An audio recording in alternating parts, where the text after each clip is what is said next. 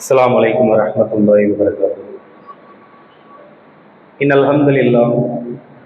الحمد لله نحمده ونستعينه ونستغفره ونعوذ بالله من شرور أنفسنا ومن سيئات أعمالنا من يهده الله فلا مضل له ومن يضلل فلا هادي له وأشهد أن لا إله إلا الله وحده لا شريك له وأشهد أن محمدا عبده ورسوله أما بعد. يا أيها الناس اتقوا ربكم الذي خلقكم من نفس واحدة وخلق منها زوجها وبث منهما رجالا كثيرا ونساء واتقوا الله الذي تساءلون به والأرحام إن الله كان عليكم رقيبا. يا أيها الذين آمنوا اتقوا الله حق تقاته ولا تموتن إلا وأنتم مسلمون. ومن يعص الله ورسوله ويتعدى حدوده يدخله نارا خالدا فيها ولهم عذاب முஹீன். கண்ணியத்திற்குரிய எல்லாம் அல்லாஹ்வின் நல்லடியார்களே, இந்த உலகத்தை படைத்து பரிபக்குவாளப்படுத்தக்கூடிய அந்த ஏக இறைவனாகிய அல்லாஹ் ஒருவனுக்கே புகழனைத்தும் உரித்தாக்கட்டுமாக. அவனுடைய சாந்தியும் சமாதானமும் இந்த உலகத்திற்கு இறை செய்தியை இறுதியாக எடுத்துரைக்க வந்த அண்ணலம் பெருமானார் நபிகள் நாயகம் ஸல்லல்லாஹு அலைஹி வஸல்லம் அவர்கள் மீதும், அவர்களை பின்பற்றி வாழ்ந்த சத்திய சஹாபாக்கள் சஹாபிய பெண்மணிகள் கண்டவர்களின் மீதும், குறிப்பாக ஜும்மாவினுடைய கடமையினை நிறைவு செய்வதற்காக அவனுடைய இல்லத்தில் ஒன்று குழுமி இருக்கக்கூடிய நம் அனைவரின் மீதும் என்றென்றும் நின்று நிலவட்டுமாக என பிரார்த்தனை செய்தவனாக ஜும்மாவினுடைய உரையினை நான் ஆரம்பம் செய்கின்றேன்.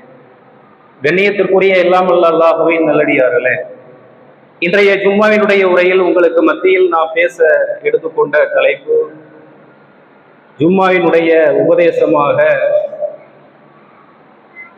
நபி வழி நடந்தால் நரகமில்லை என்ற தலைப்பு தேர்வு செய்யப்பட்டுள்ளது. அண்ணல் நபியே அழகிய முன்மாதிரி என்ற செயல் திட்டத்தின் கீழ் மாதந்தோறும் ஒவ்வொரு தலைப்பின் கீழ் முஸ்லிம் சமுதாயத்தில்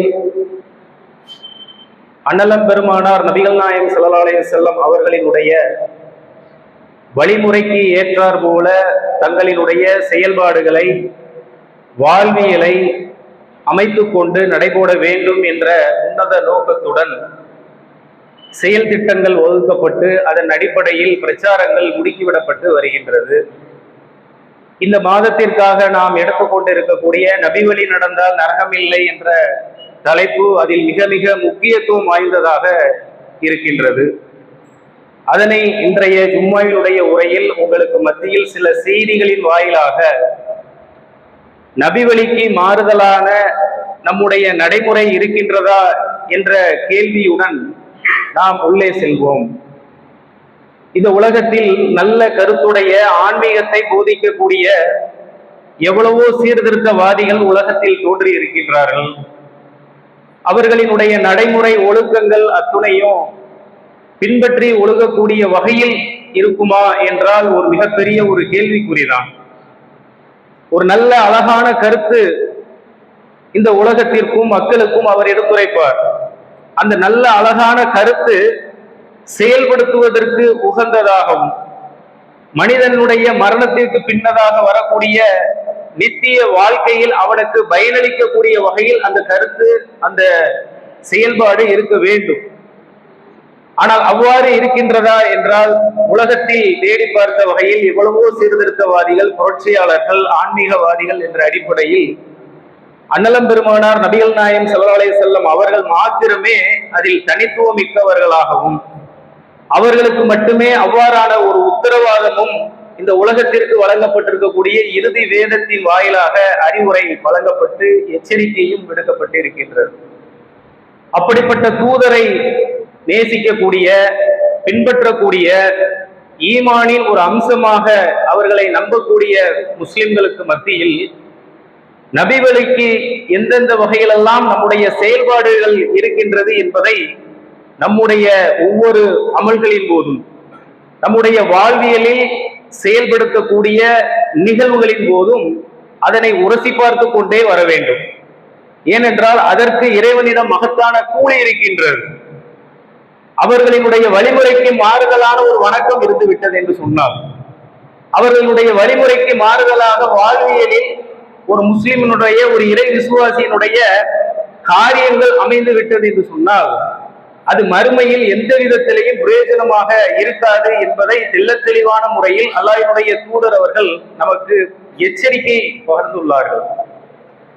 மன் அமில அமலன் லைஸ அலைஹி அம்ருனா ஃபஹுவ, என்னுடைய உத்தரவு இல்லாமல் நீங்கள் புரியக்கூடிய அமலாக இருந்தால் அது வணக்கமாக இருக்கட்டும், வாழ்வியல் ரீதியில இருக்கட்டும், அது எந்த விதத்திலையும் என்னுடைய உத்தரவுக்கு மாறுதல் இன்றி நீங்கள் ஒரு காரியத்தை செய்கின்ற பொழுது இந்த உலகத்தில் வேண்டுமானால் அதற்கு வியாக்கியானம் சொல்லிக் கொள்ளலாம். ஆனால் அது இறைவனிடம் அது ரத்து செய்யப்படக்கூடிய அமலாகவே பாவிக்கப்படும் என்பதை பல சந்தர்ப்பங்களில், இன்னமும் சொல்ல போனால் தன்னுடைய எல்லா உரைகளின் போதும் அல்லாஹ்வுடைய தூதர் அவர்கள் இதனை கூறாமல் இருந்தது கிடையாது. வஷர்ருல் உம்ரி முஹதஸாத்துஹா வகுல்ல முஹதஸத்தின் பித்ஆ வகுல்ல பித்ஆத்தின் லலாலா வகுல்ல லலாலத்தின் ஃபின்னார். இந்த அறிவுரையும் நிச்சயம் இடம் பிடித்திருக்கும். இதுவும் நபி வழிக்கு மிக முக்கியமான, நாம் கவனத்தில் எடுக்கக்கூடிய அறிவுரைகளில் ஒரு முக்கியமான முத்திரையாக கூட சொல்லலாம். உரையின் ஆரம்பத்தில் இடம் பிடித்திருக்கும், அல்லாஹ்வுடைய தூதரினுடைய உரையில் ஆரம்பத்தில் இடம் பிடித்திருக்கும், அல்லது இறுதியில் இந்த எச்சரிக்கையை அல்லாஹ்வுடைய தூதர் அவர்கள் கூறிவிடுவார்கள். அப்ப நாம நம்முடைய செயல்பாடுகள்ல நம்முடைய சமூக மக்களாக இருக்கக்கூடியவர்களுக்கு மத்தியில நபி வழிக்கு முரணான செயல்பாடுகள் இருக்கின்றதா என்றால் இருக்கின்றது. அது ரொம்ப அதிகமான அளவுக்கு மிகைந்து கிடக்கின்றது சமுதாயத்தில் என்பதை நாம் அறிந்து கொள்ள வேண்டும். உதாரணத்திற்கு இன்றைய ஜும்மாவை மாத்திரம் நீங்கள் எடுத்துக்கொள்ளுங்கள். வணக்க வார வழிபாட்டு நாள்களில் காலத்தில் பிந்தியதாக இருக்கக்கூடிய இந்த உம்மத்து முந்தைய சமுதாயமாக இருக்கின்றது. நசாராக்களுக்கு ஞாயிற்றுக்கிழமை, யூதர்களுக்கு சனிக்கிழமை, முகமது நபி ஸல்லல்லாஹு அலைஹி வஸல்லம் அவர்களுடைய இந்த உம்மத்திற்கு ஜும்மா என்ற இந்த வணக்கம் வெள்ளிக்கிழமையாக காலத்தில் பிந்தையவர்களாக நாம் இருக்கலாம். வார வணக்க வழிபாட்டு நாள்களில் ஒவ்வொரு சமுதாயத்திற்கும் ஒரு நாள் வழங்கப்பட்டிருந்தது. இந்த இறுதி உம்மத்திற்கு பிந்தைய நிலையாக நாம இருந்தாலும் கூட வெள்ளிக்கிழமை வாரத்தினுடைய முதல் நாளாக, அதாவது மற்ற சமுதாயத்திற்கு வழங்கப்பட்டதை விட முதல் நாளாகவே வெள்ளிக்கிழமையிலே நமக்கு என்ன செய்யப்பட்டிருக்குதுன்னா வழங்கப்பட்டிருக்கு. இதில் இறைவனுடைய இறை தூதரினுடைய போதனைகளை நமக்கு மத்தியில் பகிர்ந்து கொண்டு 2 ரக்காயத்துகளை பூர்த்தி செய்யக்கூடிய இந்த ஜும்மா என்ற ஒரு குறிப்பிட்ட நேரத்திற்குரிய வணக்கத்தை நபி வழியின் அடிப்படையில் நம்முடைய சமூகம் நடைபெற்றுக் கொண்டிருக்கின்றோமா என்றால் இல்லை. எப்படிப்பட்ட பொய்யான செய்திகளும் பொய்யான நடைமுறைகளுமாக இந்த வணக்கம் சமுதாயத்தில் இருந்து கொண்டு இருக்கின்றது. அல்லாஹ்வுடைய தூதர் அவர்கள் மக்காவில் இருக்கின்ற பொழுது ஜும்மா அவர்களுக்கு கடமையாக வழங்கப்பட்டிருந்தது. அது எவ்வாறு நிறைவேற்ற வேண்டும் என்ற ஒரு இக்கட்டான நெருக்கடியான சூழ்நிலை இருந்த காரணத்தினால் அவர்கள் அங்கே நிறைவேற்ற இயலவில்லை. மதீனாவிற்கு இருந்து மக்காவிற்கு வருகை புரிந்த சில சஹாபாக்களுக்கு ரசூல் ஸல்லல்லாஹு அலைஹி வஸல்லம் அவர்கள் ஜும்மாவினுடைய ஒழுங்குமுறைகளை எடுத்துரைத்தார்கள். இப்படித்தான் ஜும்மான்ற வணக்கத்தை செய்யணும், அதனை நிறைவு செய்யணும் அப்படின்னு சொல்லக்கூடிய நேரத்துல வந்திருந்த இஸ்லாத்தை ஏற்றுக்கொண்ட ஒரு சஹாபாக்கள்ல ஒருவர் அசாத் பின் சுராரா ரலியல்லாஹு அன்ஹு அவர்கள், அவர்களிடம் அல்லாஹ்வுடைய தூதர் அவர்கள் ஜும்மாவினுடைய ஒழுங்குமுறைகளை சொல்வதோடு மாத்திரம் அல்லாமல் இப்படித்தான் நீங்க நடத்துங்க அப்படின்னு சொல்லியும் அறிவுறுத்துறாங்க. அந்த செய்தியை கேட்டுவிட்டு வந்து மதீனாவில் முதலாவதாக இஸ்லாமிய வரலாற்றில் ஜும்மாவை ஆரம்பித்த அந்த பெருமை யாருக்கு இருக்கின்றது என்றால் அசாத் பின் சுராரா ரலியல்லாஹு அன்ஹு அவர்களுக்கு இருக்கின்றது. பனு பயாலா என்று சொல்லக்கூடிய கூழாங்கல் நிறைந்த பகுதியில் ஒரு 40 நபர்களுடன் இந்த ஜும்மாவினுடைய வணக்கம் ஆரம்பமானது. எப்படி இமாம் வந்து ஆரம்பத்தில் இருக்க வேண்டும், அதற்கு துவக்கமாக முஅத்தினாக இருக்கக்கூடியவர் இவ்வாறு பாங்கு சொல்லி அந்த ஜும்மாவை துவங்க வேண்டும், அந்த ஜும்மாவில் எதெல்லாம் போதிக்கப்பட வேண்டும், மார்க்கத்தின் உடைய சட்டதிட்டங்களில் அதனை குறித்து எடுத்துரையுங்கள், கொள்கையை குறித்து பிரகடனப்படுத்துங்கள், அதே போன்று மறுமை நம்பிக்கை எடுத்துரையுங்கள், தான தர்மத்தை குறித்து அறிவுறுத்துங்கள், இவ்வாறான பல தலைப்பின் கீழ் ஜும்மாவை நிறைவு செய்யுங்கள். ரசூலுல்லாஹ்வுடைய ஜும்மாக்களும் இப்படிதான் அமைந்திருந்தது. அப்போ அந்த ஜும்மாவை ஆரம்பிக்கின்ற பொழுது எப்படி ஆரம்பித்தோம்? இப்ப நம்ம எல்லாருமே அமர்ந்திருக்கக்கூடிய எல்லாரும் நம்ம பார்த்திருக்கோம். ஜும்மா எப்படி ஆரம்பிக்கப்பட்டது? இந்த ஜும்மாவிற்கு உரை நிகழ்த்தக்கூடிய இமாமாக இருக்கக்கூடியவர் மிம்பரில் ஏறுகின்றார், மிம்பரில் அமர்ந்தாச்சு. அமர்ந்ததற்கு பின்னதாக மோத்தீனாக இருக்கக்கூடியவர் பாங்கு சொன்னார். சொன்னதுக்கு பின்னாடி உரை துவங்கியாச்சு. இந்த நடைமுறைதான் இன்று நம்முடைய பகுதியில் எல்லா பள்ளிவாசல்களிலேயும் ஜும்மா நிறைவு செய்யப்படுகின்றதா? இல்லை. தமிழ்ல பயான் செய்வாங்க, அறிவுறுத்துவாங்க, ஜும்மாவினுடைய பயான் நடக்கும். இன்னும் கொஞ்ச நேரத்தில் எல்லா பள்ளிவாசல்லையும் நடக்கும். ஜும்மாவினுடைய அந்த நம்முடைய தாய்மொழியில அந்த பயான் எப்படி நடைபெறும் என்றால் மிம்பரில் ஏறாமல் கீழே நின்று நடத்துவாங்க. ஏன்? ஜும்மாவுல எல்லாத்துக்கும் நன்மை கிடைக்கணும்.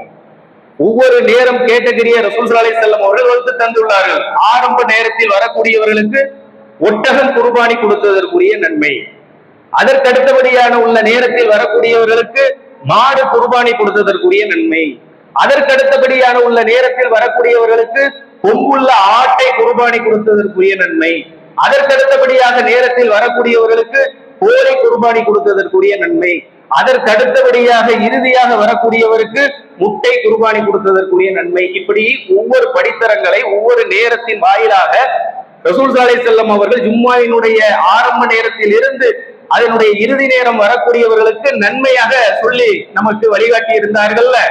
இதனை எல்லாருமே பெற வேண்டும். எல்லாருமே ஒட்டகத்துக்குரிய நன்மையை, ஒட்டகம் குர்பானி கொடுத்ததற்குரிய நன்மை பெற வேண்டுமானா என்ன செய்யணும்? எல்லாரும் வந்து அமரணும்ல. அதுவரையும் மெம்பர்ல நம்ம ஏற மாட்டோம், கீழே நின்றுதான் உரை நிகழ்த்துவோம். சரி, ரசூலுல்லாஹ் மெம்பர்ல நின்று பயான் செய்தார்கள், செய்ய சொன்னார்கள். மெம்பரில் ஏறினதற்கு பின்னதாக அந்த எச்சரிக்கை எப்படி நடைபெறுகின்றது என்று பார்த்தோமே ஆனால் ஒவ்வொரு மாதத்திற்கும் தனித்தனி கித்தாபுகள் இருக்கும். அந்த கித்தாபுகளைத்தான் அவர்கள் என்ன செய்வார்கள்? ஜும்மாவினுடைய மேடையில் என்று வாசிப்பார்கள்.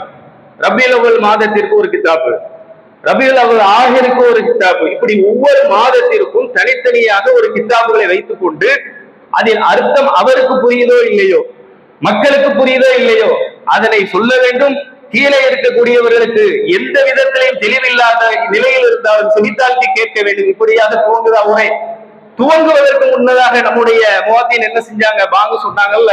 இந்த பாங்கு சொன்னதற்கு பின்னதாக ஒரு நிகழ்வு நடக்கும். பாத்தீங்கன்னா பல பள்ளிவாசல்கள் இன்று வரையும் இந்த நபி மொழிக்கு மாறுதலாக வாரத்திற்கு ஒரு தடவை சமுதாயத்தில் ஜும்மாவை நிறைவு செய்யக்கூடியவர்கள் இருந்து கொண்டிருக்கின்றார்கள். அப்படி வரக்கூடிய நபர்களுக்கு நபிவழியின் அடிப்படையில் அந்த ஜும்மாவை நடத்தாமல் பாராட்டக்கூடிய ஒரு நிலை சமூகத்தில் இருந்து கொண்டிருக்கின்றது. மிகப்பெரிய அளவுக்கு கை சேதம் இது. என்ன நடக்கும்? அவர் எடுத்து ஒரு விஷயத்தை அறிவிப்பார். மக்சர் சொல்லக்கூடிய மக்சரி முஸ்லிம் அப்படின்னு சொல்லக்கூடிய ஒரு விஷயத்தை அறிவிப்பார். அது என்ன அறிவிப்பு இருக்கும்? ரவல் புகாரி வ முஸ்லிம், புகாரி முஸ்லிம் இமாம்கள் சொன்னார்கள். அன் அபூ ஹுரைரா ரலியல்லாஹு அன்ஹு, அபூ ஹுரைரா ரலியல்லாஹு அன்ஹு அவர்கள் அறிவிக்கக்கூடிய ஒரு செய்தியாக கால ரசூலுல்லாஹி ஸல்லல்லாஹு அலைஹி வஸல்லம், புகாரி முஸ்லிம் என்ற அந்த ஹதீஸ் நூல்ல அபூ ஹுரைரா ரலியல்லாஹு அன்ஹு அவர்கள் அறிவிக்கக்கூடிய செய்தியாக ரசூலுல்லாஹ் சொன்னதாக ஒரு செய்தி. என்ன செய்தி? அல் ஜும்மத்து ஹஜ்ஜுல் புகாரா வ ஈதுல் மசாகீன். எதுல இருக்குதான்? புகாரி ஹதீஸ்ல இருக்குதான், முஸ்லிம்ல இருக்குதான். இன்னைக்கு நம்ம தாய்மொழியில எடுத்து படிச்சு பார்த்து தேடக்கூடிய அளவுக்கு மொபைல்லையே நம்ம என்ன செய்ய முடியும்? அந்த வார்த்தையை போட்டு அடிச்சோம்னா வந்துடும். அதனுடைய அர்த்தம் என்ன? ஜும்மா என்பது ஏழைகளுக்கு ஹஜ், வறிய நிலையில் உள்ளவர்களுக்கு பெருநாள். இதுதான் முதலாவது துவங்குது. யாருடைய பெயரினால் சொல்லப்படுது? அதுல நம்ம பார்க்கணும். ரசூல் ஸல்லல்லாஹு அலைஹி வஸல்லம் அவர்களுடைய பெயரால் சொல்லப்படுகின்றது. உண்மையிலே இப்படியான ஒரு செய்தி ஹதீஸ் கிரந்தங்கள்ல, குறிப்பாக முஸ்லிம், புகாரி போன்ற உயர்தரமான அந்த ஹதீஸ் கிரந்தங்கள்ல இந்த செய்தி எந்த ஒரு இடத்துலயாவது இருக்குதா அப்படின்னு நம்ம பார்த்தோம்னா எந்த ஒரு இடத்திலையும் காண கிடைக்கவே இல்லை. சரி, தவறாகத்தான் வார வாரம் அவர் அப்படி முஸ்லிம்ன்ற அந்த வாசகத்தை இமாம் ஓதுவதற்கு முன்னதாக அதுல இருந்து எடுத்து சொல்லிக் கொண்டு இருக்கிறார்ல, யாரு? முஅத்தின் சொல்லிக் கொண்டு இருக்கிறார்ல. ஒரு கைத்தறி எடுத்து கொடுத்து உடல் மொழிகள் அத்தனையுமே வேறுபட்ட நிலையில் இமாமாக இருக்கக்கூடியவர் தனித்துவமிக்க ஒரு ஆடையில் அவர்கள் ஆடை அலங்காரமாக இதெல்லாம் நபி வழியில் நினைச்சு செஞ்சு கொண்டு இருக்கிறாங்க. அதுதான் இது எல்லாத்தையும் நம்ம சுட்டி காட்ட வேண்டியது. இருக்கக்கூடிய ஆடையிலேயே சிறந்த ஆடை அணியுங்கள், அது தவறு கிடையாது. ஆனால் இதுதான் நபி வழி, இப்படித்தான் ரசூல் ஸல்லல்லாஹு அலைஹி வஸல்லம் அவர்கள் ஜும்மாவை நடத்த சொன்னார்கள் என்று சொல்லி வாரம் வாரம் வணக்க வழிபாட்டு நாட்களில் முதன்மையாக வந்து அமர்ந்து ஏதேனும் ஒரு வகையில் மார்க்க விஷயத்தை ரசூலுல்லாஹ் அடிப்படையில் சொன்ன தகவலை நாம் கேட்டு நாம் விளங்கி கொண்டு அதன்படி நடைமுறைப்படுத்த மாட்டோமா என்று அமரக்கூடியவர்களுக்கு நிலை எப்படி? அந்த அமல் அழியக்கூடிய நிலையிலேயே இருக்கின்றது. ரசூலுல்லாஹ் உண்மைக்குமே அப்படியாக சொன்னாங்களா? நல்ல செய்தி தான். இன்னைக்கு ஜும்மா நாளே நம்மளுக்கு ஒரு மகிழ்ச்சி இருக்கத்தான் செய்யும். விரைவாக வியாபாரத்தை முடித்துவிட்டு பள்ளிவாசலுக்கு வந்து அமர்ந்து நன்மையான காரியங்களில் ஈடுபட்டு நல்ல வாய்க்கு ருசியான உணவையும் அருந்திவிட்டு சாப்பிட்டு விட்டு இந்த பிற அலுவல்களுக்கு நாம் செல்லலாம், அல்லது ஓய்வாக கூட பார்க்கும் பொழுது ஒரு ஹஜ் மாதிரி ஒரு உம்ரா செய்த அல்லது ஏதேனும் ஒரு பெருநாள் மாதிரியான ஒரு மகிழ்ச்சி நமக்கு இருக்கத்தான் செய்யும். ஆனால் இது எப்படியாக சொல்லிவிடக் கூடாது. ரசூலுல்லாஹ் சொன்னாங்கன்ற மாதிரியான ஒரு செய்தி எங்கேயாவது இருக்குதா? ரசூலுல்லாஹ் என்ன சொன்னாங்க? லா தஹ்திபு, என் மீது இட்டுக்கட்டி சொல்லாதீர்கள். லா தஹ்திபு அலைய, என் மீது இட்டுக்கட்டி சொல்லாதீர்கள். ஃபஇன்னஹு மன் கதப அலைய, என் மீது நீங்கள் இட்டுக்கட்டி சொன்னீர்கள் என்று சொன்னால் வல் எலிஜின்னார், அவர் தங்கும் இடத்தை நரகத்தில் அமைத்துக் கொள்ளட்டும். சாதாரணமாக நம்ம வார வாரம் இதை கடந்து போயிட்டு இருக்கிறோம். நபி வழிக்கு மாறுதலாக முக்கியமான கடமையாக செய்து கொண்டு நாம் தொழுது கொண்டு இருக்கக்கூடிய ஜும்மா நபி வழியின் அடிப்படையில் இருக்குதா அப்படின்னு பார்த்தா, அஸ்ஸாத் பின் சுராரா ரலியல்லாஹு அன்ஹு அவர்கள் தொழுவித்து காண்பித்த அந்த நடைமுறையையும் நம்மால் பார்க்க முடியவில்லை. அதற்கு பின்னதாக மதீனாவிற்கு ஹிஜ்ரத் செய்து 10 ஆண்டு காலங்கள் வாரம் வாரம் ரசூல் ஸல்லல்லாஹு அலைஹி வஸல்லம் அவர்கள் மஸ்ஜித் நபவியில் தொழுது காட்டினார்களே ஜும்மாவை, அதன்படி இந்த சமுதாய மக்களுக்கு ஜும்மா வழங்கப்படுகின்றதா என்றால் இல்லை. எப்படிப்பட்ட ஒரு கைசேதமான நிலையுடன் நம்முடைய வணக்க வழிபாடு நகர்ந்து கொண்டிருக்கின்றது. இது மாத்திரம் கிடையாது, வணக்க வழிபாடுகளில் மாத்திரமல்ல, நம்பிக்கை சார்ந்திருக்கக்கூடிய விஷயங்களிலும் அப்படித்தான் இந்த சமுதாயம் இருந்து கொண்டு இருக்கின்றது. நம்பிக்கையில அல்லாஹ்விற்கு இணை துணை கற்பிக்க கூடாது. இது மிக முக்கியமான அடிப்படையான கொள்கை. அதில் மூடத்தனமான நம்பிக்கை இம்மி அளவுக்கும் கலந்துவிடக் கூடாது. கடுகளவிற்கு கூட இணை வைப்பான இறைவனுக்கு மாறு செய்யக்கூடிய செயல்களோ நம்பிக்கையோ நம்முடைய அமல்களில் கலந்து விட்டது என்று சொன்னால் அது அத்துணையும் பாழாகக்கூடிய அளவுக்கு ஏதேனும் ஒரு வகையில் இப்படியான ஒரு சும்மாவை கேட்டு விட்டா மக்கள் அப்படின்றதுக்காக அல்லாஹ் ஏதாவது ஒரு வகையில மன்னிக்கணும்னு சொல்லி நினைச்சு மன்னிக்க நாடுனா கூட நம்பிக்கையில குறைபாடு இருக்குதுன்னு அந்த அமல் அல்லாஹ்விடம் ஏற்றுக்கொள்ளப்படுமா? ஏற்றுக்கொள்ளப்படாது. அப்படியான ஒரு நிலையை இந்த மாதத்துல நீங்க பார்க்கலாம். முஸ்லிம் சமுதாயத்துல இந்த மாதத்தை எடுத்துக்கொள்ளுங்கள். இது என்ன மாதம்? சபர் மாதம். இந்த சபர் மாதத்தை குறித்து முஸ்லிம்களிடம் எவ்வாறான நம்பிக்கை இருக்கின்றது? அது ஒரு பீடையான மாதம். பீடைனா எப்படிப்பட்ட பீடை? இந்த மாதத்தை வேறொரு மாதத்துல கொண்டு போய் வைக்கக்கூடிய அளவுக்கு ஒரு பீடையாக கருதி வந்தார்கள். அறியாமை காலத்துல உள்ள மக்கள் சபர் மாதத்தினுடைய பீடை அப்படி நிறைஞ்சு கிடக்குதான், அதனை கொண்டு போய் முகரத்துல கொண்டு போய் வச்சிடலாமா அப்படின்ற அளவுக்கு அவர்களுடைய நம்பிக்கை இருந்து கொண்டிருந்தது. சபர் மாதத்தை குறித்து இன்றல்ல நேற்றல்ல ரசூல் ஸல்லல்லாஹு அலைஹி வஸல்லம் அவர்கள் இந்த உலகத்தில் வாழ்கின்ற பொழுதே சபர் மாதம் என்பது ஒரு பீடையாகவே கருதப்பட்டு வந்தது. அதனை வைத்து அந்த மாதத்தில் ஏதேனும் ஒரு நிகழ்வுகள் நடந்து விட்டது என்று சொன்னால் இது சபர் மாதத்தினுடைய தாக்கத்தின் காரணத்தினால்தான் நடந்தது, அதனுடைய பீடையின் காரணத்தினால்தான் இது நடந்தது அப்படின்னு சொல்லிக்கொண்டு வந்து கொண்டு இருக்கக்கூடிய அந்த சமுதாய மக்களுக்கு மத்தியில அந்த சபர் மாதத்தினுடைய பீடையை குறித்து ரசூல் ஸல்லல்லாஹு அலைஹி வஸல்லம் அவர்கள் எல்லா வகையிலும் உடைத்தெறிந்தார்கள். சபர் மட்டும் கிடையாதுங்க, ஷவ்வாலையும் அந்த மக்கள் என்ன செய்தார்கள்? பீடையாகவே கருதி வந்தார்கள். ஷவ்வால் மாதமும் பீடையான மாதமாகும். அதில் எந்தவித நல்ல காரியங்கள் செய்யக்கூடாத வகையிலையும் அவர்களுடைய நம்பிக்கை இருந்தது. ஆயிஷா ரலியல்லாஹு அன்ஹா அவர்கள் அறிவிக்கக்கூடிய செய்தி புகாரில இருக்குது. நம்ம முதல்ல சொன்ன மாதிரி ஏதோ புகாரில இருக்கு முஸ்லீம்ல இருக்குன்னு அறிவிச்சுட்டு போல, இது புகாரில இருக்குது. அதுல உள்ள செய்தியை நீங்க பார்க்கலாம். அல்லாஹ்வினுடைய தூதர் அவர்கள் என்னை ஷவ்வால் மாதத்தில் தான் திருமணம் முடித்தார்கள், அல்லாஹ்வினுடைய தூதர் அவர்கள் என்னுடன் ஷவ்வால் மாதத்தில் தான் இல்லறத்தில் ஈடுபட்டார்கள். இவ்வாறான நிலை ஷவ்வால் மாதத்தினுடைய மூட நம்பிக்கை தகர்த்தெறியக்கூடிய அளவுக்கு ரசூலுல்லாஹ்வுடைய செயல்பாடு இருந்தது. சரி, இந்த சபர் மாதத்தில் அப்படியான நல்ல காரியமே நடக்கலையா? நல்ல காரியங்கள் நடந்தது ரசூலுல்லாஹ்வுடைய காலத்திலே. ஹிஜ்ரத்தை பொறுத்தவரை எப்ப நடந்தது? இஸ்லாமிய வரலாற்றில் மிகப்பெரிய அளவுக்கு புரட்சிகரமான இறைவனுடைய உதவியை பெற்றிருக்கக்கூடிய ஒரு உம்மத்து, அதனுடைய வழித்தொடரில் தான் நாம் எல்லாம் வந்து கொண்டு இருக்கின்றோம். அப்படியான அந்த ஹிஜ்ரத் என்பது, அந்த ஹிஜ்ரத் நடைபெற்ற அந்த மாதம் சபர் மாதம் தான். போய் சேர்ந்ததுதான் ரபியுல் அவ்வல் மாதத்துல. சபர் மாதம் அந்த மாதிரியான ஒரு நெகிழ்ச்சியை ஏற்படுத்தக்கூடிய வகையில் சமுதாயத்தில் ரசூல் ஸல்லல்லாஹு அலைஹி வஸல்லம் அவர்கள் நிகழ்த்தி காட்டினார்கள். கைபர் யுத்தம், இந்த யுத்தத்திற்கு பின்னதாக சமுதாயத்தில் எந்த விதத்திலையும் வறுமையே இல்லை என்று சொல்லக்கூடிய அளவுக்கு அப்படிப்பட்ட ஒரு மிகைப்பான ஒரு நிலை கைபர் யுத்தத்தின் மூலமாக கிடைத்த கனிமத்து பொருட்கள் மூலமாக இருந்தது. பல சஹாபாக்களுக்கு அதன் மூலமாக சொத்துக்கள் கிடைத்தது. அந்த கைபர் யுத்தம் எப்போது நடைபெற்றது? அதே சவர் மாதத்துல தான் நடைபெற்றது. உமர் ரலியல்லாஹு அன்ஹு அவர்கள் அந்த கைபர் யுத்தத்துல கிடைத்த அவரினுடைய நிலத்தை கொண்டு வந்து அல்லாஹ்வுடைய தூதர் அவர்களே, என்னிடம் இருக்கக்கூடிய சொத்துல இது ஒரு சிறந்ததாக நான் கருதுகிறேன், இதனை என்ன செய்யலாம் அப்படின்னு சொல்லும் பொழுது இந்த வக்ஃபு தொடர்பான உள்ள விஷயமே இங்க இருந்து தாங்க தொடங்குது. எந்த இடத்துல எந்த மாதத்துல நடந்த நிகழ்வு? சபர் மாதத்துல. வக்ஃபு செய்யுங்க, உங்களுக்கு உங்களுடைய வாரிசுகளுக்கு இதனை விட்டு செல்லக்கூடாது, வாரிசுகள் வந்து உரிமை கொண்டாடக்கூடாது, அன்பளிப்பாக வழங்கக்கூடாது, ஏழை மக்கள் அத்துணை நபர்களுமே அந்த நிலத்தை அதை பயன்படுத்திக்குவாங்க.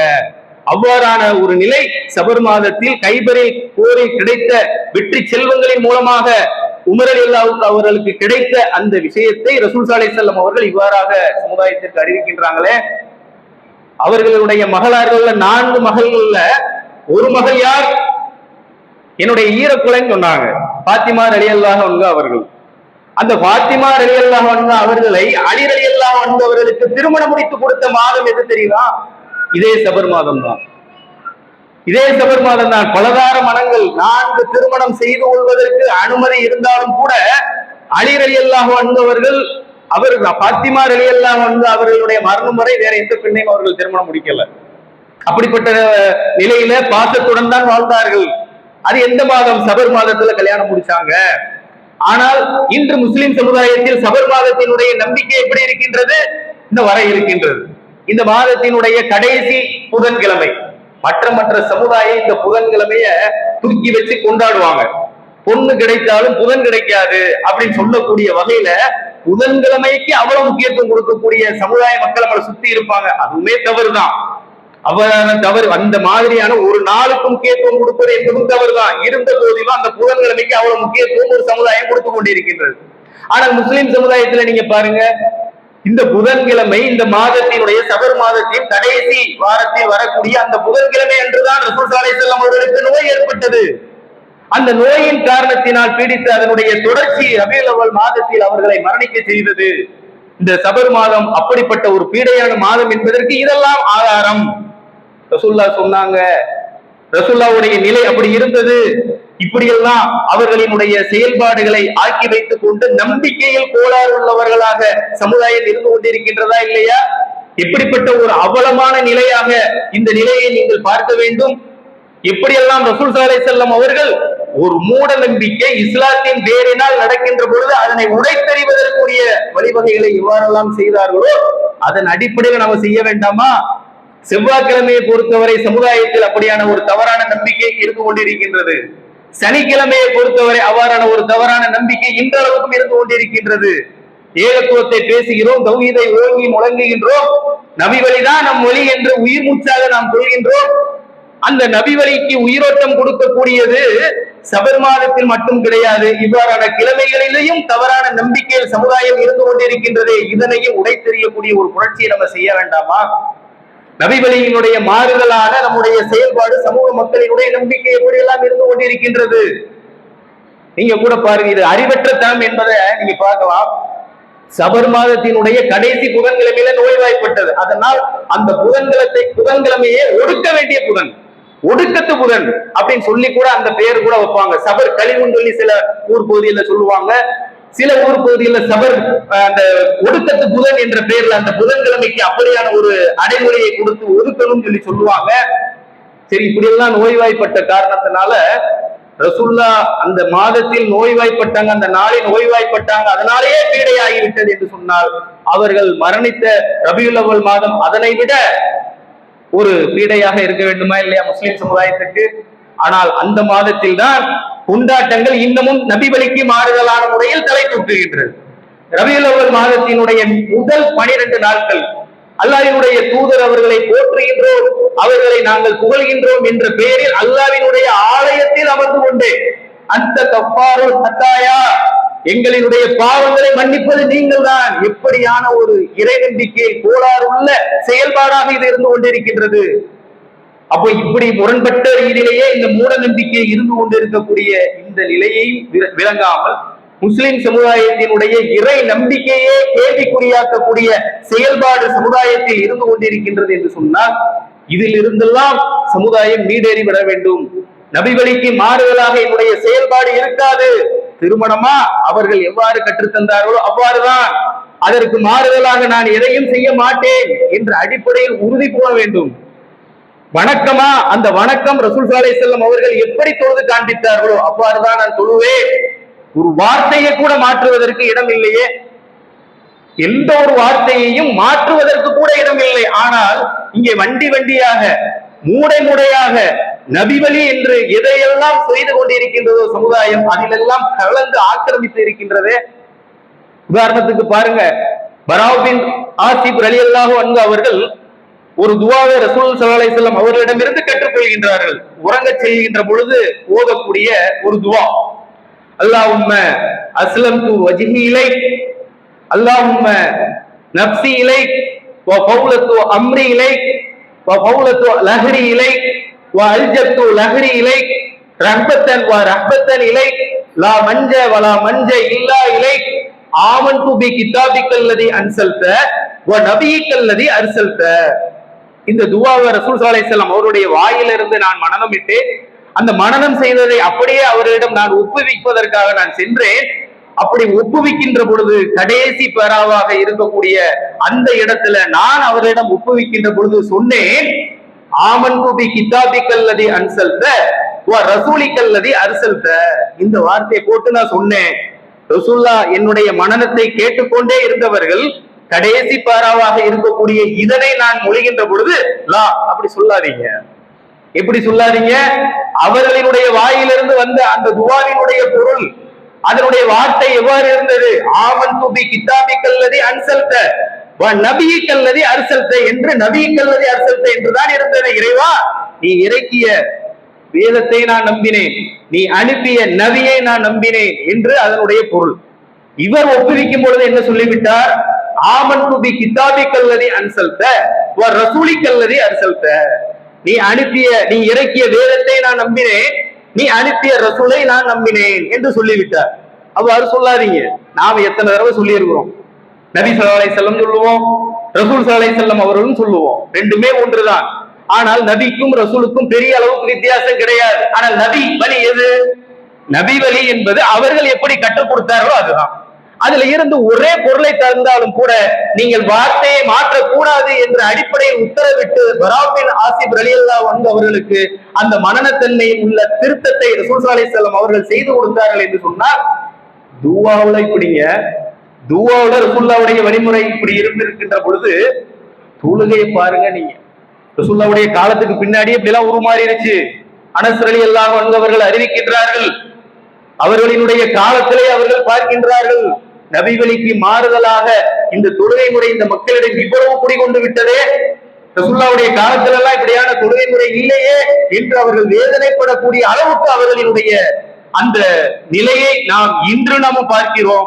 இன்று எல்லா வகையிலையும் நம்முடைய தாய்மொழியை படித்து விளங்கி கொண்டு அறிந்து கொண்டு நபி வழியை சரியான முறையில் பின்பற்றுவதற்குரிய தெளிவுகளும் வாய்ப்புகளும் நமக்கு இருந்திருந்த போதிலும் கூட நம்முடைய செயல்பாடு எப்படி இருந்து கொண்டிருக்கின்றது, நபி வழிக்கு மாறுதலாகத்தான் அமல்கள்லையும் சரி, இந்த பிற வணக்க வழிபாடுகளையும் சரி நம்முடைய செயல்பாடு இருந்து கொண்டிருக்கின்றது என்று சொன்னால் எவ்வளவு பெரிய ஒரு கைசேதமான ஒரு நிலை.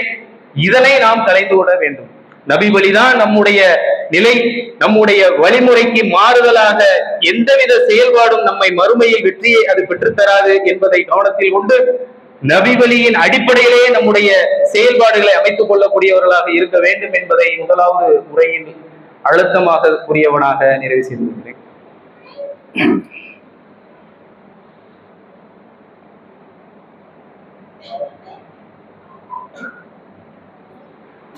அஸ்ஸலாமு அலைக்கும் வரஹ்மத்துல்லாஹி வபரகாத்துஹு. கண்ணியத்திற்குரிய எல்லாம் அல்லாஹ்வின் நல்லடியார்களே, நபி வழிக்கு மாறுதலான நம்முடைய அமல்களில் எவ்வாறெல்லாம் தவறுகள் இருக்கின்றது, அது நமக்கு எந்த விதத்திலேயும் மறுமையில் வெற்றியை பெற்று தராது என்பதை அறிந்து கொண்டோம். முதலாவது உரையில் வணக்க வழிபாட்டை போன்று வாழ்வியலிலேயும் ரசூல் ஸல்லல்லாஹு அலைஹி வஸல்லம் அவர்கள் நமக்கு எல்லா வகையிலையும் வழிகாட்டியுள்ளார்கள். அது நபி வழியாகத்தான் இன்று வரையும் நாம் செய்து கொண்டும் வருகின்றோம். திருமணத்தை புறக்கணிக்கக்கூடிய வகையில யாரும் இருக்க மாட்டோம். திருமணம் செய்வதும் நபி வழிதான். அந்த நபி வழிக்கு மாறுதலாக நம்முடைய செயல்பாடு இருந்துவிடக் கூடாது என்பதற்காகவும் கூட ரசூல் ஸல்லல்லாஹு அலைஹி வஸல்லம் அவர்களினுடைய எல்லா திருமணங்களையும் நீங்கள் பார்த்தீர்கள் என்றால் மகர் கொடுத்து திருமணத்தை அவர்கள் முடித்திருந்த போதிலும் அந்த திருமணம் என்பது எவ்வாறு நடைபெற வேண்டும் என்பதை கூறி காட்டுகின்ற பொழுது அது எளிமையான முறையில தான் அந்த திருமணம் செய்யப்பட வேண்டும். அந்த எளிமைக்கு மாறுதலான முறையில் நம்முடைய செயல்பாடு இருந்துவிடக் கூடாது என்பதை அழுத்தமாக ரசூல் ஸல்லல்லாஹு அலைஹி வஸல்லம் அவர்கள் அவர்களினுடைய ஒவ்வொரு திருமணத்தின் போதும் நடைமுறைப்படுத்தி காட்டினார்கள். ஏனைய சஹாபாக்கள் மக்கள் அவர்கள் திருமணம் முடிக்கின்ற பொழுதும் அதனை எடுத்து வைத்தார்கள். ஆனால் ஏகத்துவத்தை அறிந்து கொண்டிருக்கக்கூடிய ஒவ்வொரு மக்களும் இன்று நபி வழியின் அடிப்படையில் தான் திருமணத்தை செய்ய வேண்டும் என்று நம்ம விளங்கி இருக்கிறோம். அதன்படிதான் செய்வதற்கு ஆயத்தமாகின்றோம். ஆனால் நபி வழிக்கு மாறுதலாக ஏகத்துவவாதிகளிடம் இந்த திருமணத்தில் உள்ள குறைபாடுகள் இருக்குது அல்லவா, அது ரொம்ப வேதனை அளிக்கின்றது. எனக்கு சொந்த பந்தம் அதிகம் ஆகையினால் நான் ஒரு 500 பேர் 1000 பேரை அழைத்துத்தான் வலிமாவில் பிரியாணி கொடுத்துதான் அந்த விருந்தை நான் நடத்துவேன் அப்படின்ற ஒரு நிலை இருக்குது அல்லவா. இது ஏகத்துவத்தை அறிந்து கொண்டவர்கள் இதிலிருந்தெல்லாம் மாற்றி அமைத்து உணவு கொடுப்பது விருந்தளிப்பது நபி வழியாக இருந்தாலும் கூட அந்த விருந்தளிப்பை வலிமாவை ரசூல் ஸல்லல்லாஹு அலைஹி வஸல்லம் அவர்கள் எப்படி செய்து காட்டினார்களோ அந்த எளிமையைத்தான் நாம் கடைபிடிக்க வேண்டுமே தவிர அதற்கு மாறுதலாக ஏகத்துவவாதிகளினுடைய திருமணம் இருந்துவிடக் கூடாது என்பதை நாம் விலகிக் கொள்ள வேண்டும். எப்படி மதகு அடிப்படையில கொள்கைகளை வைத்துக் கொண்டு இன்று வரையும் நபி வழி என்று சொல்லிக் கொண்டு அதற்கு மாறுதலாக சமுதாயம் நடந்து கொண்டிருக்கின்றதோ அதிலிருந்தெல்லாம் மீண்டு வந்திருக்கக்கூடிய ஏகத்துவவாதிகளாக இருக்கக்கூடியவர்கள் எல்லா நிலைகளிலும் அமல்களில் நாம சரியாக இருந்தாலும் திருமணத்தை பொறுத்தவரை மட்டும் நம்மளுடைய நிலைப்பாடு எவ்வாறு அமைந்து விடுகின்றது என்று சொன்னால் அந்த நபி வழி என்ற திருமணம் இதனுடைய தலைப்பாகத்தான் இருக்கின்றது பெரும்பாலான திருமணங்கள். ஆனால் அதனுடைய விருந்து உபசரிப்பு என்பது மிகப்பெரிய அளவுக்கு ஆடம்பரமான முறையில் அமைந்திருக்கின்றது. இதுக்கும் நம்ம உயிரோட்டம் கொடுக்க வேண்டும், அதிலிருந்தெல்லாம் மீற வேண்டும். சொந்த பந்தங்கள் நட்புகள் உறவுகள் அண்டை வீட்டுக்காரர்கள் அதிகமாக இருக்கிற காரணத்தினால நான் கொடுக்கிறேன் அப்படின்னு சொல்லி சொன்னா ரசூலுல்லாஹ்வுடைய உறவுகளுக்கு மீறிய உறவா நம்மளுடைய எண்ணிக்கை. லட்சக்கணக்கான மக்கள் இருந்தார்கள். அவ்வளவு திருமணங்களை அவர்கள் செய்திருந்த போதிலும் சபியா ரலியல்லாஹு அன்ஹா அவர்களை திருமணம் செய்கின்ற பொழுது கைபரில் இருந்து அவர்களை திருமணம் செய்து கூட்டு வருகின்றார்கள். மதீனாவுக்குள்ள கூட அவங்க வரல. அவங்களுடைய அந்த ரிசப்ஷன் எப்படி இருந்தது, வலிமா எப்படி இருந்தது? இன்றும் ஏகத்துவவாதிகளினுடைய நபி வழிக்கு மாறுதலான ரிசப்ஷன் எப்படி இருக்குது, எந்த அளவுக்கு நடந்து கொண்டு இருக்கின்றோம் என்பதை நாம சிந்தித்து பார்க்க வேண்டும். அந்த இடைப்பட்ட ஒரு பகுதியிலே கைபருக்கும் மதீனாவுக்கும் இடைப்பட்ட பகுதியிலேயே சஹாபா சப்பு என்ற இடத்தில் அங்கே வைத்துக் கொண்டு ரசூல் ஸல்லல்லாஹு அலைஹி வஸல்லம் அவர்கள் கைஸ் என்ற ஒரு உணவு வகை பாலாடை கட்டி பேரித்தம்பழம் இது எல்லாத்தையுமே அப்படியே பிணைஞ்சு அப்படியே லட்டு மாதிரி அப்படியே எடுத்து கொடுக்கிறது தான் வலிமாவாக ஆக்குனாங்க. அந்த நேரத்திலையும் கூட நீங்க பாருங்க கைபர்ல எத்தனை பேர் கலந்து கொண்டாங்க, அத்தனை பேருக்குமே அந்த விருந்து கிடைச்சதானா கிடைக்கல.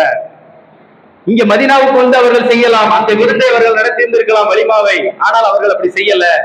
ஆனால் ஏகத்துவத்தை போதிக்கக்கூடிய ஏகத்துவத்தில் நாம் இருக்கின்றோம், நபி வழியின் அடிப்படையில் திருமணத்தை செய்கின்றோம் என்று சொல்லக்கூடிய நாம் ரிசப்ஷன் என்ற பெயரில் அதற்கு தனியான முறையில ஒரு சில செலவினங்களை நாம செய்கின்றோமே, அதிலிருந்தெல்லாம் நாம் என்ன செய்ய வேண்டும், தவிர்த்து இருக்க வேண்டும்.